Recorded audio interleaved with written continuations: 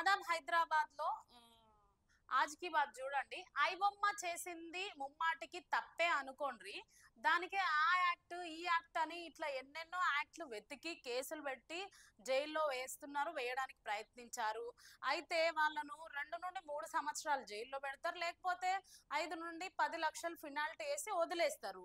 మరి ప్రజల దగ్గర నుండి డబ్బులు దోచుకున్న వాళ్ళను ఎందుకు అరెస్ట్ చేయడం లేదు? చూడండి వాళ్ళు అడుగుతున్నారు. ఐబొమ్మపై అంత హడావిడి చేస్తున్నారు. అరెస్ట్ చేసి జైల్లో వేశారు. మరి బెట్టింగ్ యాప్‌లను ప్రమోట్ చేస్తూ, ఆ బెట్టింగ్ యాప్‌ల ద్వారా డబ్బులు పీక్కొట్టి దానిపై తెచ్చిన దగ్గర నుండి అప్పు కట్టలేక ఎంతో మంది బెట్టింగ్ యాప్‌లపై అప్పులు తెచ్చిన వాళ్ళ దగ్గర నుండి ఎంతో మంది ఆత్మహత్యలు చేసుకున్నారు. మరి ఆ బెట్టింగ్ యాప్‌లను ప్రమోట్ చేసిన దానిలో ఎంతో మంది పెద్ద పెద్ద హీరోలున్నారు, హీరోయిన్‌లున్నారు. ఇంకా ఇక్కడ చూడండి ఏం మాటలు రాసిండ్రో. ఆ బోసిడి ముండా కొడుకుల పైన అరెస్టులేవి, కేసులేవి, అలాంటి లోఫర్ గాళ్ళని ఎందుకు జైల్లో వెయ్యలేదు? మరి ఐబొమ్మ చేసింది తప్పు అని మీరు ఎప్పుడైతే ప్రెస్ మీట్లు పెట్టి రిలీజ్ చేసిర్రో, మరి ఈ బెట్టింగ్ యాప్‌లను ప్రమోట్ చేయడం కూడా తప్పే గదా! దాని ద్వారా ఎంతమంది అప్పు కట్టలేక సూసైడ్ చేసుకున్నారు. అలాంటప్పుడు అధికారులు ఎందుకు అరెస్ట్ చేయలేదని అధికారులకి ప్రశ్న.